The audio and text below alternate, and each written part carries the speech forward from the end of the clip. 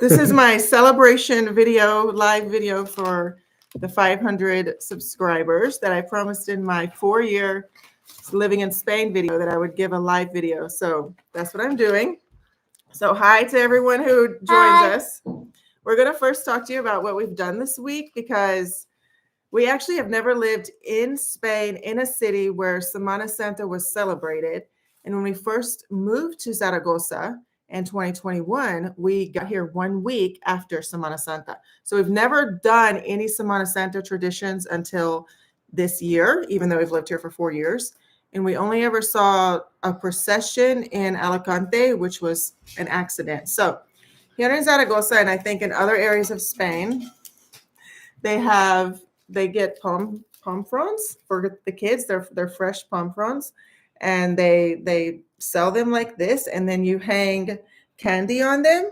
So if you saw in my video about Palm Sunday that we did this, and we put candy all over them, and I only found out about it at the last minute, so I did it on the day in the middle of the street just so my kids could have the experience. Yeah, we also have a donut. Hang on, we're gonna show the donut, okay? So this is what they did. So what you do is, what I've been told happens is 2 different stories. One is that you put it on your patio for good luck for the rest of the year.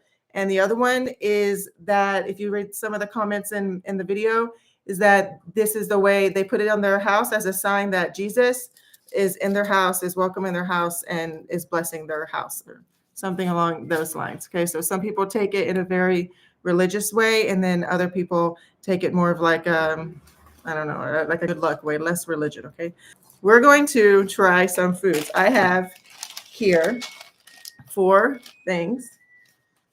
I don't have this. We have, what are they called? Torrejas here, which are very saturated in what I've learned is milk and egg. And we have Buñuelos. So Jonas, you want to try one? Yeah. He's like, yeah. You gotta tell them. It tastes them. like a donut. It tastes like don't say a donut. Yeah. Is it kind of like a donut hole in the United States, but it's not a donut. It's a buñuelo. Oh. No, it's a little different than a donut. I think it's a little lighter. Must? Do you want to try some? Yeah. So it's got cinnamon sugar. Let me see if I can show you. It's kind of like a donut hole that we call this in the United States a donut hole, moist. But it tastes different and it's more moist. Yes. Maybe there's something to do with the moisture in the foods because the torrejas are also very moist. Okay. So then there's something else that I thought was really interesting, which is the Mona de Pascua. And there are 2 types of Mona de Pascuas. By the way, if you don't know this already, Mona de Pascua, there's 2 of them. Okay, so one, I haven't seen this, but they said you get one like this with a chocolate egg, which was easy to find. We went to 6 or 7 different bakeries today, and this one didn't have a problem finding it. This came from Rincon, which is a little shop here, but I haven't seen this one yet. I hope you guys are satisfied with my store, Bombonera Oro. And I found out on Instagram that they had the Mona de Pascua. Is that what it's called? Mona de Pascua? Mona de Pascua with the real egg. So I wanted to share a similarity. Oh my gosh, it's so cute. So it has a peel picadina with a feather. So this is really cute. And this reminds me of, in the US, we give Easter eggs and we do Easter egg hunts. So you have an egg basket with eggs, plastic eggs that are filled with candy. And this is similar because it's like a nest. Yes, it's a nido con huevos. It's a nest with 2 hard-boiled eggs in it, whereas the other style is a nest with 1 chocolate egg in it. So we're going to try. This feels like a bagel to me. It does look like one. It's more dense. I honestly thought it was a bagel. If you move to Zaragoza, every holiday has a sweet that you eat. Every single holiday has a food, either traditional or something that has been just started by marketing. That's what people have told me. What is that? Lemon? I don't know. Has lemon in it? Okay. If you don't know, I want to give a brief history of we live in Spain. We lived in Spain for 4 years. I'm from the United States, born and raised. He's from Honduras, born and raised. And he's also Mexican. We lived in Mexico from 2018 until 2021, where he was born. So he has Honduran, American, and Mexican nationality and citizenship in those 3 passports. And then our other child was born in the United States. And so he's also Honduran and American, and he can eventually get Mexican citizenship as well. So we moved here in 2021 to Spain from Mexico. And we've done all the visas, the residency, the non-lucrative visa, citizenship through the Ibero-American pathway, which I have shared already a video about that for the 2-year Ibero-American pathway and everything that we did. I've shared how I got a work permit and temporary residency 5-year card through after he became a Spanish citizen. So if you have any questions about that, you can ask. I'm also right now currently studying for the driving test here in Spain. I've already taken it once and failed it 2 times in English. So I've been working on my Spanish level to get my Spanish level up to a B1 level before I studied again. And now I'm studying for the test in Spanish, and I'm planning on taking it within hopefully the next couple of weeks. So I can also answer questions about the test. Something that a lot of people ask me has to do with maintaining the English level of your kids after you move to Spain. So I'm going to share a book that I've used, that I am using to teach this one how to read. It's called Teach Your Child to Read in 100 Easy Lessons, and you can get it on Amazon in the US or in Spain. I actually bought this here in Zaragoza. And basically it has, you might be familiar with it if you're in the United States, but it has all the letter sounds at the beginning of the book.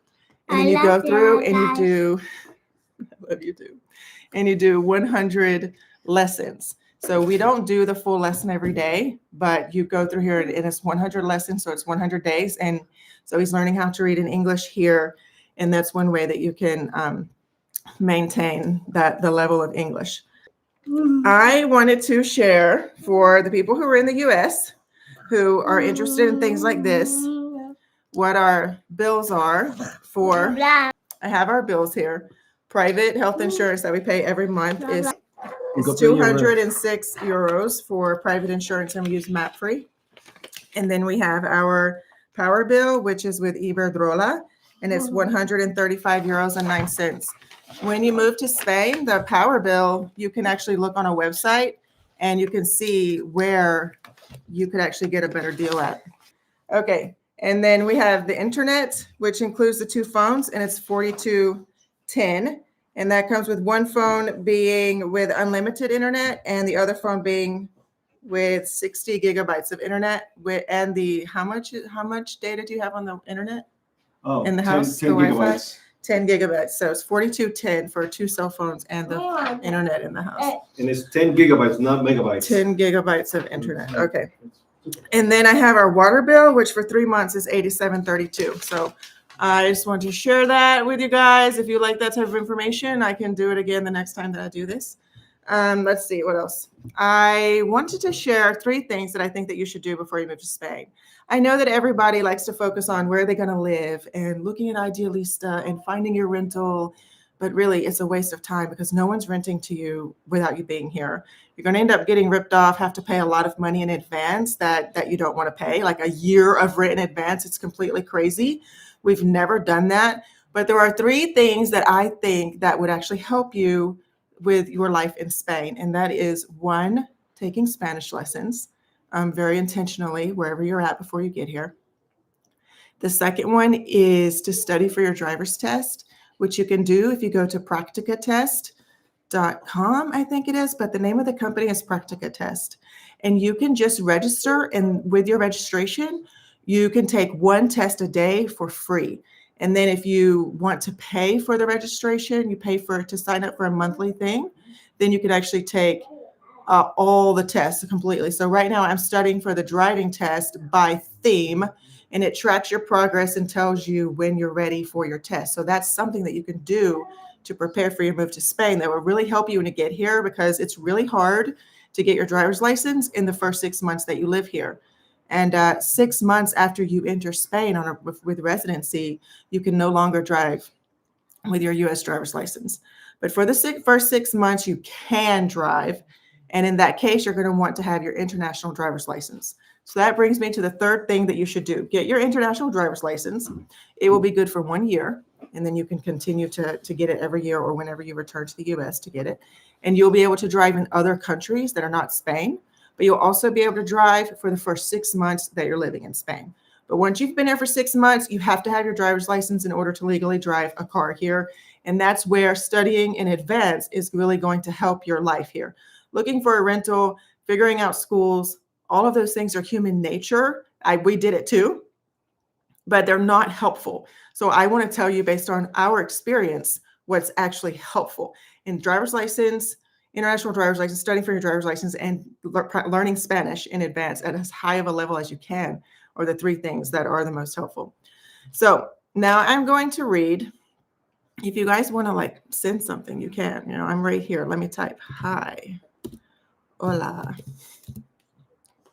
Okay, so you can send something if you want to ask me anything, to interrupt me or ask me anything, or I'll go to it at the end or something. Okay, I want to read a couple of comments that I got today, which were really nice. And so I want to encourage the nice stuff. I do have some things that aren't so nice, but we're going to stick with the nice things, okay? Okay, so preciosa, this is in Spanish. So I know some people like to hear me. Some people like to hear me speak Spanish. So here we go. Precioso video. He visto más de Huesca que cuando iba a trabajar allí. Y muchas gracias por el respeto que hacéis. Hacéis. How do you say? Hacéis. Vosotros es difficult. A todo que nos enviáis. So I really appreciate that comment because they're telling me thank you for showing us things like with respect for what you're looking at and what you're seeing. And that's how I want to approach all of it. Okay, so then there was the bus route video that someone said something really nice. I had 2 comments recently in the last couple of days from Zaragozanos who don't live in Spain or in Zaragoza. And I have quite a few people who follow me on Instagram who also are in the US. So if that's you, hi. So this is kind of like a way that they see some of Zaragoza since they can't be here, right? So it's that they're telling me what you said about the canal on the bus route 22 video is in fact the Huerva River. Now the city is improving the riverbanks all along the way. That is why it is closed. Good video, by the way. Thanks. Te saluda un zaragozano desde el exilio. So someone who's from Zaragoza but doesn't live here. And they were letting me know the name of the canal or the river, because in the video, I didn't know what they were doing. There was construction and I didn't know what they were doing. So it's not a canal, it's a river. So let's see. Another question. Here's a question. What took you guys back to Zaragoza after living in the other places? Erwin, what did you think? We left Zaragoza and went to Murcia. What did you think about Murcia in a brief? Like, don't be too Murcia harsh. was actually a small city, and we were on committee, didn't have a car, and it was kind of hard for us to travel and to get around the city. It was kind of tough for us to do that. So we lived in El Puntal, which was north of Murcia, and Murcia is not well connected there in that area. And it was also during the pandemic. We had a townhome. The rent was really affordable. We went there because we didn't feel like it was working for us in Zaragoza because we had moved here during the pandemic. So we were there for a little over a year. We went there because there was a school there who did online and in-person education, and they were approved for home education during the pandemic. But 1 year after we moved there, they lost their approval. And so then we moved to Madrid because they have more options. And that's where our kids started school full time. We loved living in Madrid, but there was a really high cost of living there. So, and also the schools, almost all the schools in the city go until 5 p.m. And we didn't like that. We wanted to have a shorter class day. In Madrid, they also don't allow you to opt out of education classes, but in Zaragoza, they do. So there were many reasons to leave Madrid outside of that. We loved the city and that there was so much to do, but the education wasn't working for us. The cost of rent was really high. It's a big city with a ton of stuff to do, but also it's hard to get to those places because you have to take the metro for maybe an hour to go across the city, whereas in Zaragoza, we can walk anywhere in in about 15 to 20 minutes. So it was the cost of living, the school situation for us, and the shorter days and being able to opt out of religion. It's hard to opt out of or get, not the Catholicism is in the schools here. It's not in the public schools, but that's a cultural difference here is that you will find religion taught in schools, not in public schools. I know that you don't have to go to Catholic class in public schools. I know that. And I know that they're not allowed to have symbols and stuff up anymore. But a lot of the concertados do still have religion. And that's why some people want to live somewhere where they can opt out of it, which Aragon has that law, and or they want to go to a school that doesn't have religion. See, I had a couple of things on Instagram to comment on that cliches about the USA that you hear in Zaragoza that bother you or amuse you the most. I would say it's not necessarily specific to Zaragoza, but in Spain in general, there's a certain stereotypes about Americans that I don't care for. One of them is about the guns. Everyone in my comments loves to bring that up. And the other one is probably something that my son has to deal with more, which is people assuming that Americans are like all rich and whatever. Those are two things that are kind of like negative and bother me that I try to just ignore or not listen to or get into like that type of stuff. Okay, and then someone else said, I don't know if it's worth a whole YouTube video, so I'm going to mention it on this live. But do Americans know that Zaragoza and the U.S. Air Force have a 40-year relationship? I don't think a lot of Americans know that there was a U.S. Air Force base in Zaragoza, but I think personally that has a big effect on why it seems like in Zaragoza that there's not a huge negative opinion about Americans. I think it's more positive. And I think it's because of the history of the Air Force Base, but I might be wrong. You guys can tell me what you think about my perception. But there's a Taste of America here, which is a store that has import items, and it's been here for a long time. And when we first moved here in 2021, we were told that they originally were here because of the Air Force Base. And then a lot of the businesses that are here have a history with the military and people going to their restaurants like Levante. Cafe Levante has a history of the Air Force, members of the Air Force going there. And then there are families that were formed there. We met someone yesterday who was in the Air Force here and still lives here. And then I recently contacted with a woman who lives in the US. Hi. She's the one who's like watching my videos a lot right now to help me get my view time up. I posted about that on Instagram, but anyway, she has her dad is American and was in the U.S. Air Force, and her rest of her family is from Zaragoza and Delicias. So I think that that's interesting that there's a little mix of families here because of the Air Force Base. How long did it take for his citizenship to happen from the date of application until the end? And it was about 14 months. It was about 1 year and 4 months or 6 months. What is 14? Yeah, and it's actually April, longer because we were in Madrid too. A year and 4 months, so 16 months. And it got held up by 1 month because your name was wrong on the document. Yeah, that's it. But on my website, theburgosexperience.com, I have already written in detail about that. And I've already done a whole YouTube video about that. So I don't have to get into all of it here. But it was approximately a year and a half. And we had to maintain our residency during that time. This one has to do with the United States and I guess the political situation. I don't like talking about politics on social media, but practically how to escape America. That's literally what it says. Okay, so practically how to leave the United States. I have also written about this because I get a lot of questions about how did we leave? How do we support ourselves?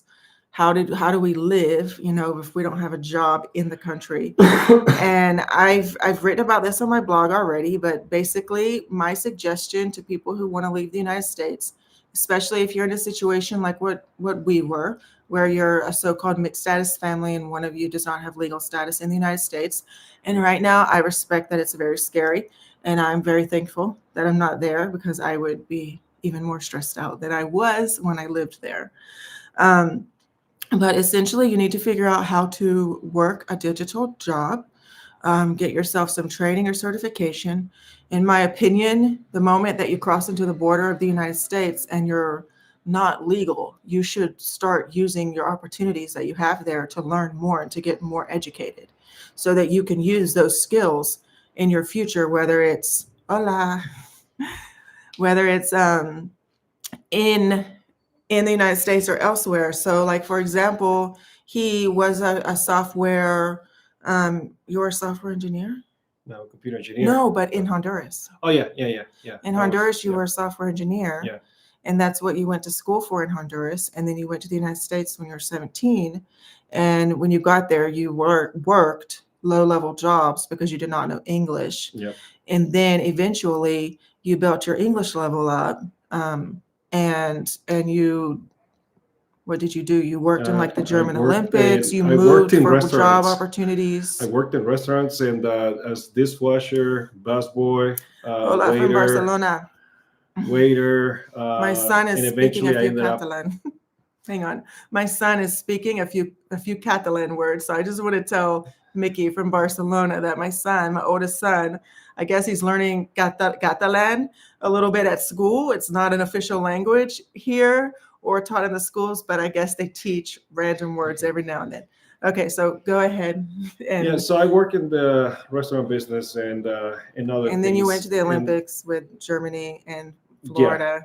wanted to go back to computers because that was my thing. And I quit. I quit my job. You quit working in that stuff, Yeah, and you and I went got and back. you took your money and you set up some networks in your house, my in your house. apartment, so that you could improve your skills Just and freshen up refresh on your my memory, skills, yeah. because you hadn't been doing it for so Yeah. long. And then eventually he got hired, not hired because you can't legally work, but he got someone who let him do some work, and he was able to increase his skill level with his history in technology. And then with that, he eventually started getting into that type of work, and then he started doing it remotely because he was independent. And when we got married, we opened up our own business in the United States. So what I'm saying is that you have to look for your opportunities. And right now you need to look for digital work, because that's what's going to let you get a digital nomad visa somewhere to a country. There are also other countries where the American can get access with a visa, and then they can bring in the rest of their family, even if the American is not even if the other family members don't have a good passport, they can come in on the back of the American. Like, for example, the Netherlands does that, So you're not stuck getting deported into Mexico or Honduras or Syria or Venezuela or El Salvador, okay? You have to make the best of your opportunities that you have and get your digital income. You need to make a US dollar level type of job and earnings. Even if you don't live in the US, you want to earn that what America is going to pay you, the hourly rate that America is going to pay you. And so that no matter where you live, you have that level of income. I could probably say a lot more about this, but I don't want to bore the people who are not in the situation.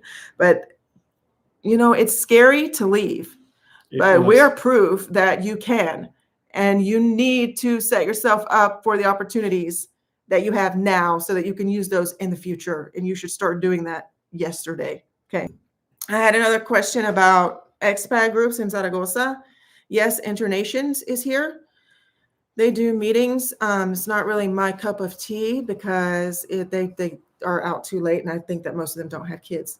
But there's also a group called GGI that I am active in, Girl Gone International, and that's for women all over the world who are in Zaragoza who speak even just a little English, no English, it doesn't matter. There's multiple languages represented there. There's play dates, book clubs, going out for coffee, going out for dinner. I mean, everything you can imagine. And it's very easy to get plugged in. I mean, they've trained for marathons, do types of exercises, like a whole variety of things. So those are the two groups that I know of. And then there's also like an English learning conversation club here for people that's on Facebook, and I've never been to that. Also, the school that I take Spanish classes through is called Ale, and they have a group where they go out on excursions, and you do not have to be paying for the class. You can just go and sign up for their excursion stuff and pay the fee to go on their excursions. Okay. Now, another question about health insurance. That I would like to possibly see a doctor or specialist in Spain to get treatment.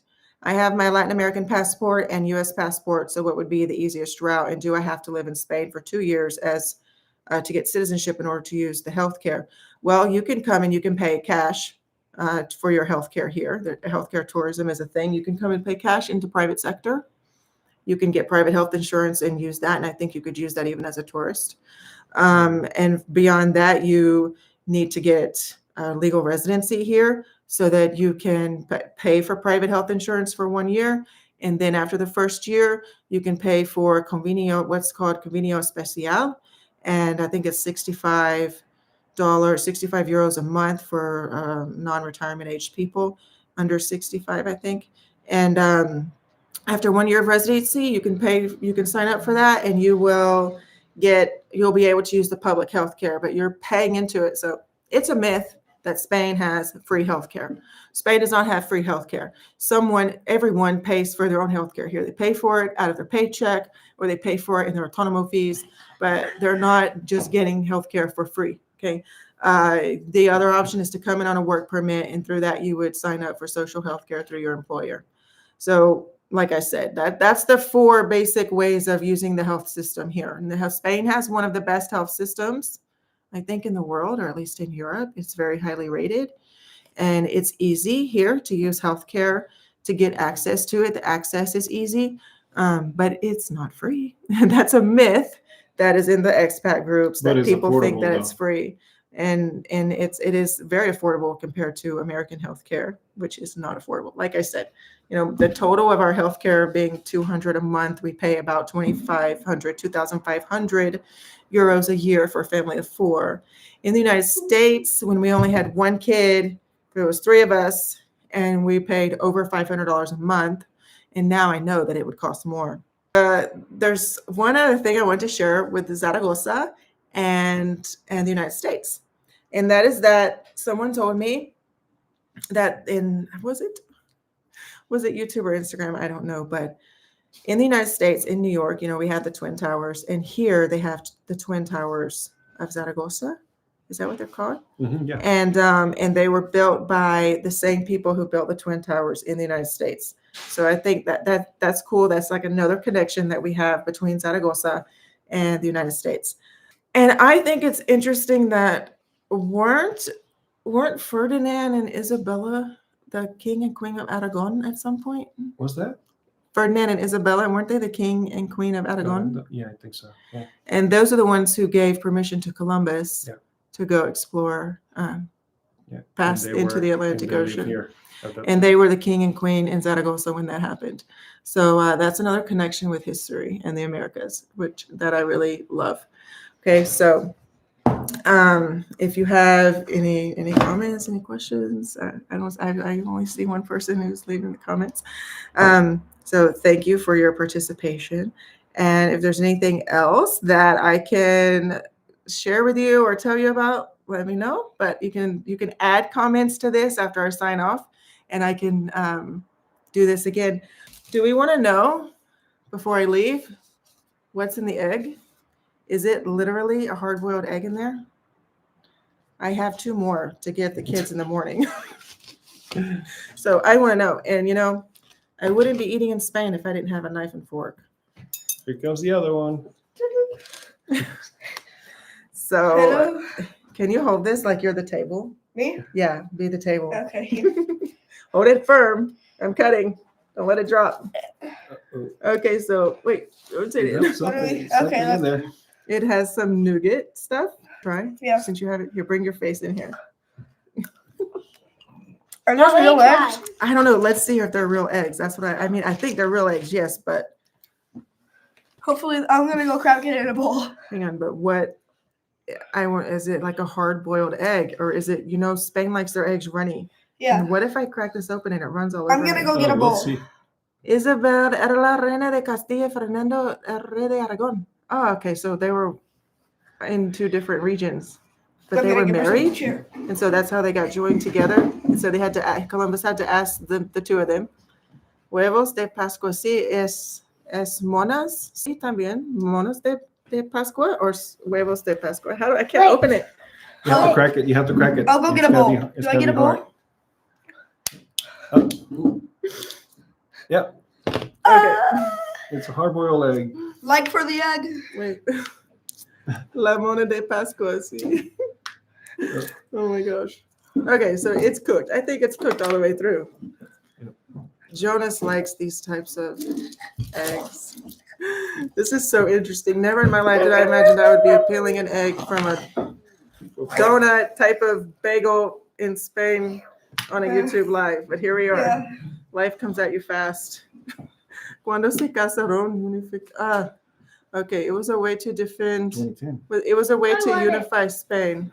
I have a book, and the history of Spain is very interesting. There was a lot of division in the background, and I have a book that I sometimes read to them. It's very interesting. I should share that on Instagram.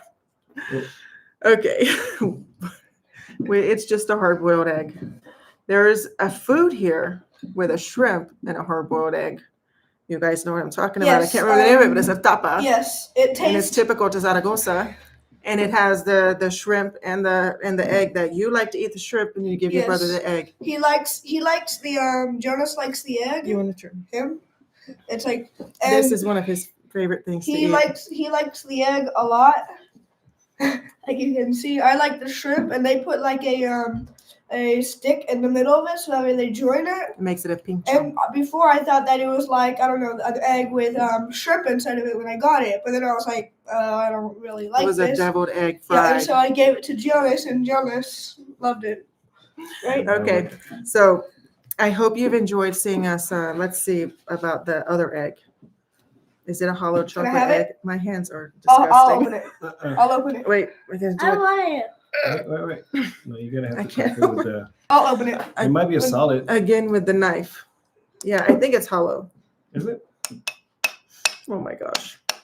Yeah, it's hollow. It feels hollow in my hand. Wait. My grandma said she might join. If my grandma is watching from Ohio, I love you. Okay. Ah, And comment, please. it's she might not know how. Can I have It's a piece? hollow egg. Can I have a piece? The chocolate is from mommy, okay? Okay, so that's gonna be it. I have to somehow disconnect this with my hands like this. Okay. So move to Zaragoza and eat the desserts. Come to Spain for Every the food Every and the week free there's a different stuff. dessert. Look, we got a free bottle of wine Yep. last week for going to a store. We just went to a store, spent €3, got a free bottle of wine. What a deal. Mhm. Okay. Cabernet Sauvignon. If you like this, I'll do it again. We'll Yeah. see. We'll see how it Comment goes. if you want us to do it again. Comment. There, he's the YouTuber, right? You had 5 seconds. 5, Oh my 4, gosh. Stop. 3. Good Don't job. profane. Oh, Good he's job. hi from You Texas. commented. Hi from Texas. You commented. I just saw 2 comments up here. Good job. So I wanted to tell you, Josiah, that he's telling you "Mont be" some Catalan right here. See, some more Catalan for you to learn. Catalán. Okay. Visca Barça. Ah, it's okay that you're late. Escalasa. But I think 35 minutes is long enough. So, adios. Hasta luego. Ciao. Oh, Bye. Choose. Adventure. Choose. Choose. Choose.